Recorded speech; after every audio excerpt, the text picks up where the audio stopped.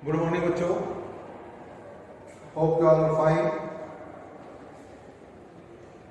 आज हम business study के सोर्सेज ऑफ फाइनेंस में डिबेंचर्स और फ्लोइंग बैक ऑफ प्रॉफिट, इन दो सोर्सेज ऑफ फाइनेंस के बारे में डिस्कस करेंगे।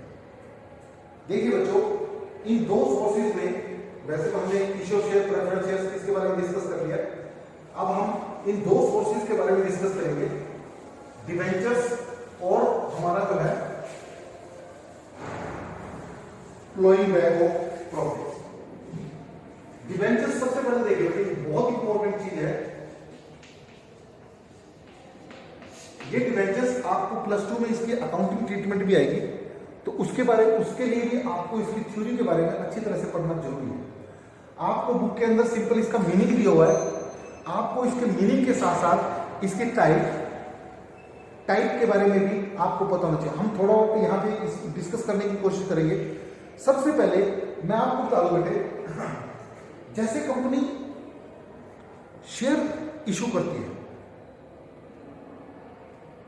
कंपनी को जब ज्यादा देखिए, जब कंपनी इक्विटी शेयर या प्रेफरेंस शेयर इशू करती है, तो कंपनी को जब लॉन्ग टर्म कैपिटल की जरूरत होती है, जब वो कैपिटल लॉन्ग टर्म फाइनेंस की जरूरत होती है, वो पैसा जो कंपनी को रिफंड ना करना पड़े, वाइंडिंग अप के टाइम में जो रिफंड करना पड़े, उस सिचुएशन में कंपनी जो है इक्विटी शेयर इशू करती है, या इररिडीमेबल प्रेफरेंस शेयर्स भी कंपनी जो है इशू कर सकती है।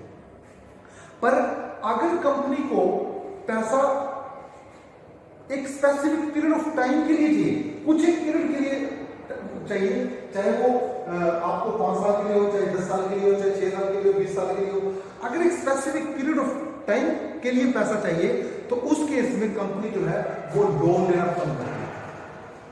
और लोन के रूप में कंपनी क्या करती है, कंपनी डिबेंचर इशू करती है। अब डिबेंचर्स बेटे देखिए, ये आपका दो टाइप का फाइनेंस देता है आपको, मीडियम टर्म भी देता है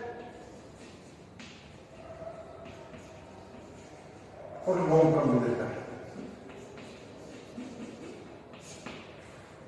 मीडियम टर्म फाइनेंस ये कब करता है, जब आपको पैसे की एक 2 साल, 4 साल, 5 साल के लिए जरूरत होती है, तो कंपनी क्या करती है, डिबेंचर इशू कर देती है। कंपनी के डिबेंचर जब इशू करती है, तो डिबेंचर होल्डर एप्लीकेंट्स अप्लाई करते हैं, और उनको जब डिबेंचर्स अलॉट किए जाते हैं, तो उस सिचुएशन में कंपनी उन्हें फिक्स रेट से इंटरेस्ट पे करती है। आपने अभी तक इसकी इंटरेस्ट, आपने अभी तक डिविडेंड की बात की, ध्यान रखना, डिविडेंड जो दिया जाता है, जब कंपनी प्रेफरेंस शेयर्स और इक्विटी शेयर्स इशू करेगी, तो कंपनी उनके ऊपर डिविडेंड देती है, डिविडेंड प्रॉफिट का हिस्सा। और जब कंपनी लोन लेगी, जब कंपनी डिबेंचर्स इशू करेगी, चाहे वो मीडियम टर्म के लिए करे, चाहे वो लॉन्ग टर्म के लिए करे। मीडियम टर्म का मतलब है 1 से 10 साल के बीच में, और लॉन्ग टर्म का मतलब है 10 साल एंड अबव, 10 साल से ज्यादा के लिए जब कंपनी जो है डिबेंचर इशू करती है, तो उस केस में जो है कंपनी उनको इंटरेस्ट देती है। और ये जो इंटरेस्ट दिया जाता है, ये फिक्स रेट से दिया जाता है, फिक्स रेट।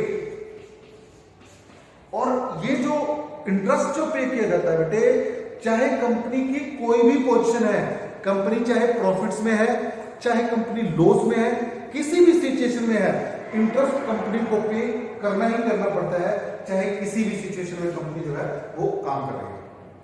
और वो इंटरेस्ट कंपनी, आपको पता है बेटे, जब डिबेंचर इशू किए जाते हैं, डिबेंचर इशू करने के लिए कंपनी को अपनी फिक्स एसेट्स मॉर्गेज करनी पड़ती है। यहां पर बेटे ध्यान रखना, एक होता है मॉर्गेज,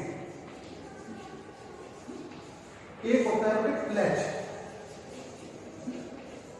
इन दोनों में स्लाइड डिफरेंस क्या है, दोनों का मतलब ही कोई एडिशनल, कोई सिक्योरिटी रखना होता है। भाई जब कंपनी डिबेंचर इशू करेगी, तो डिबेंचर होल्डर ये कहते हैं भी आप अगर पैसे नहीं दोगे तो हम अपने पैसे कैसे लेंगे।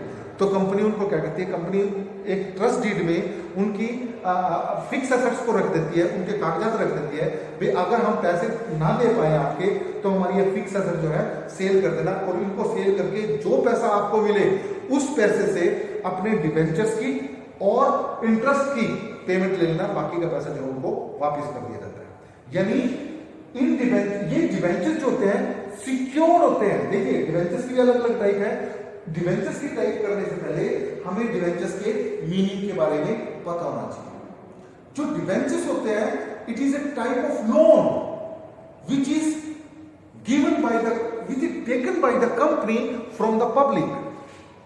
जैसे शेयर इशू किए जाते हैं वैसे ही कंपनी जो है डिवेंचर इशू करती है, और जो कंपनी के डिवेंचर्स खरीदता है उनको company fix rate of interest पे करती है। फिक्स रेट पे इंटरेस्ट पे करती है, चाहे कंपनी को प्रॉफिट हो चाहे लॉस हो। और ये एक टाइप का लोन होता है जो कंपनी को after specific period of time इसकी कंपनी को रीपेमेंट करनी ही करनी पड़ती है। और इसीलिए कंपनी अपनी फिक्स एसेट को इसके अंदर एज सिक्योरिटी रखती है। और इसीलिए डिवेंचर्स की अलग अलग, जैसे secure debenture, unsecure debenture, bearer debenture, registered debenture, ऐसे डिवेंचर्स की अलग अलग टाइप्स भी होती है। सिक्योर डिवेंचर क्या होते हैं बेटे? These are those debenture which are secured against fix assets, जिनकी सिक्योरिटी होती है भी अगर कंपनी पैसा ना दे पाए, कंपनी कई सालों से लॉस में चल रही हो, तो उस सिचुएशन में कंपनी की वो एसेट्स बेच दी जाती हैं, और उन एसेट्स को बेच के जो पैसे इकट्ठा करता है उससे जो है उनकी डिवेंचर्स की रीपेमेंट कर दी जाती है। एक होते हैं अनसिक्योर्ड, जिनके अगेंस्ट कोई सिक्योरिटी नहीं होती, जिन कंपनी की रेपुटेशन बहुत अच्छी है, तो बहुत बड़ी बड़ी कंपनीज होती हैं, वो जो है विदाउट सिक्योरिटी भी जो है अपने डिवेंचर्स इशू कर लेती हैं। पर ये कंपनी के लिए एसेंशियल है कि कंपनी जब भी डिवेंचर इशू करेगी उसके पास जितने डिवेंचर इशू किए गए हैं उतना कम से कम फिक्स एसेट जो है उसके पास होनी जरूरी है। यहां पे मॉर्गेज का मतलब होता है गिरवी रखना, प्लेज का मतलब गिरवी रखना होता है। पर इन दोनों का बेटे दोनों में डिफरेंस है। मॉर्गेज का मतलब क्या आता है, मैं एक एग्जांपल से क्लियर करता हूं। सपोज कंपनी ने लोन लिया और अपनी मशीनरी के कागजात जो है वो ट्रस्ट डीड में रख दिए। उस सिचुएशन में जब तक कंपनी उस लोन की रीपेमेंट ना कर पाई, जब तक कंपनी उस लोन की या उन डिवेंचर्स की रीपेमेंट नहीं करेगी, तब तक कंपनी उस मशीनरी को यूज तो कर सकती है पर सेल नहीं कर सकती। उसका मतलब होता है मॉर्गेज। पर प्लेज का मतलब अलग होता है बेटे। प्लेज का मतलब क्या होता है, कंपनी वो मशीनरी ही यूज नहीं कर सकती जब तक उस लोन की रीपेमेंट नहीं करेगी। कंपनी उस मशीनरी को, जो मशीनरी उसने एज सिक्योरिटी रखी है या जो लैंड उसने, उस लैंड को ही वो यूज नहीं कर सकती। तो इन दोनों का डिफरेंस है कि मोस्टली जो कंपनीज हैं वो मॉर्गेज करती है, प्लेज कोई नहीं करता। इस चीज का आपको ध्यान रखना है। तो यहाँ पे मॉर्गेज और प्लेज की बात आपको इसका मीनिंग क्लियर हो जाना चाहिए। डिवेंचर्स कहते हैं, debenture is a type of loan which is taken by the company on fix rate of interest. Fix rate पे जो है ये इंटरेस्ट जो है फिक्स रेट के इंटरेस्ट पे जो है लिया जाता है। Company debenture holder on which they receive a fix rate of interest, इन पे जो है फिक्स रेट ऑफ इंटरेस्ट जो है कंपनी रिसीव करती है। और एक इसमें बेटे सबसे इंपॉर्टेंट चीज क्या है कि कंपनी जो है वो इंटरेस्ट जो है वो कंपनी जो है फिक्स रेट पे इंटरेस्ट पे करती है, चाहे कंपनी को प्रॉफिट हो चाहे लॉस हो, कंपनी ने वो इंटरेस्ट जो है वो पे करना ही करना होता है। और एक इसमें इंपॉर्टेंट, जैसे पिछले वीडियो के अंदर हमने डिस्कस किया था इक्विटी शेयर और प्रेफरेंस शेयर में क्या डिफरेंस है, इसी तरीके से आपके पास ये भी क्वेश्चन आ सकता है भाई इक्विटी शेयर और डिवेंचर्स दोनों में क्या डिफरेंस है। पहले तो दोनों का मीनिंग लिख दीजिए। इक्विटी शेयर रिस्क कैपिटल है, डिवेंचर होल्डर जो है सिक्योर होते हैं। डिवेंचर होल्डर पे फिक्स रेट से इंटरेस्ट मिलता है, जबकि इक्विटी शेयर पे डिविडेंड मिल भी सकता है, नहीं भी मिल सकता, और कोई उन पे इंटरेस्ट जो है और डिविडेंड जो है वो फिक्स नहीं होता। उसके बाद इसमें आप एक डिफरेंस ये भी लिख सकते हो, debenture share holder can participate in the management. आपको पता है बेटे जो इक्विटी शेयर होल्डर है they can participate in the management, they have voting right. पर जो इक्विटी शेयर जो डिवेंचर होल्डर होते हैं उनको कोई वोटिंग राइट नहीं होता, और वो कंपनी की मैनेजमेंट के अंदर पार्टिसिपेट नहीं कर सकते। इक्विटी शेयर होल्डर की जो कैपिटल है वो रिस्की होती है, जबकि जो डिबेंचर होल्डर होते हैं उनकी जो लोन है वो सिक्योर्ड होता है और किसी भी सिचुएशन में कंपनी को उस लोन की रीपेमेंट करनी ही करनी पड़ती है। तो इसमें ये आपको पता होना चाहिए। एक इसके अंदर बेटे डिफरेंस आपको दिया हुआ है, टैक्सेशन, टैक्स बेनिफिट। अब ये हम पीछे भी हमने कुछ छोड़ दिया था, तो इस टैक्स बेनिफिट को जरा समझने की कोशिश कीजिए कि टैक्स बेनिफिट क्या होता है। बेटे इसके लिए ना आपको एक एग्जांपल करना पड़ेगा, एग्जांपल समझना पड़ेगा, उसके बाद आपको ये क्लियर हो जाएगा भाई ये क्या होता है, टैक्स बेनिफिट कैसे मिलता है कंपनी को। अब ये कहता है क्वेश्चन में, ये आपको क्वेश्चन में क्या कह रहा है भाई, कंपनी अगर डिबेंचर इशू करेगी तो उसको टैक्स बेनिफिट मिलेगा, जबकि इक्विटी शेयर होल्डर में कंपनी को कोई टैक्स बेनिफिट नहीं मिलता। अब इसको मैं एक एग्जांपल से, मान लीजिए दो कंपनी है ए और बी, दोनों कंपनी ने 10-10 लाख रुपए लगाया, 10 लाख इसने लगाया और 10 लाख इसने लगाया। जो 10 लाख रुपए लगाए हुए हैं, एक कंपनी ने क्या कर रखा, सारे के सारे इक्विटी शेयर इशू कर रखे, जबकि दूसरी कंपनी ने क्या कर रखा, बी कंपनी ने 6 लाख रुपए के तो इक्विटी शेयर लगाए हुए हैं और 4 लाख रुपए के इसने 10% डिबेंचर्स, यानी लोन लिया होगा इसने 4 लाख। तो यानी दोनों कंपनी ने 10-10 लाख रुपए लगा के, सपोज दोनों कंपनी को, क्योंकि जब कैपिटल जो उन्होंने सेम इन्वेस्टमेंट करके है तो कंपनी को प्रॉफिट जो है, मान लीजिए 2 लाख रुपीज ईच कंपनी को प्रॉफिट हो, दोनों कंपनी को 2-2 लाख रुपए का सपोज प्रॉफिट हुआ। उस सिचुएशन के अंदर अब देखिए बेटे, ये जो प्रॉफिट है ये कंपनी का एनुअल प्रॉफिट है और इस प्रॉफिट में सबसे पहले हम इंटरेस्ट घटाते हैं, इंटरेस्ट ऑन फिक्स्ड एसेट। मैंने आपको पिछली वीडियो में वो स्लैब बना के दिखाई थी कि जो कंपनी को प्रॉफिट होता है उस प्रॉफिट में से कंपनी सबसे पहले इंटरेस्ट घटाती है, जो कंपनी ने लोन्स ले रखे हैं उस पर इंटरेस्ट घटाया जाता है, उसके बाद उनमें टैक्स घटाया जाता है और उसके बाद प्रेफरेंस शेयर होल्डर पे डिविडेंड दिया जाता है और उसके बाद जो प्रॉफिट अवेलेबल होता है वो इक्विटी शेयर होल्डर में डिवाइड किया जाता है। अब यहां पे कंपनी ने सबसे पहले इसमें से इंटरेस्ट घटाएंगे, लेस इंटरेस्ट। अब ये जो इंटरेस्ट घटाएंगे, अब देखो इस कंपनी ने कोई लोन ही नहीं लिया, तो इसका मतलब क्या होगा, इसको कोई इंटरेस्ट पे करने की जरूरत नहीं। जबकि इस कंपनी ने क्या कर रखा, 4 लाख रुपए का लोन लिया होगा, तो इसका मतलब क्या होगा, 10% की रेट से ये इंटरेस्ट देगी, तो इसकी कंपनी ने 40,000 रुपए का इंटरेस्ट पे किया, तो इस कंपनी का प्रॉफिट 2 लाख रुपए और इस कंपनी का प्रॉफिट 1,60,000।